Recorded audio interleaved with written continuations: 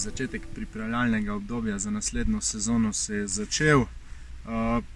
Jaz mislim, oziroma ker mislim, da vsi upamo na to, da se tale korona kriza čim prej neha, da se lahko s fanti maksimalno pripravimo za naslednjo sezono.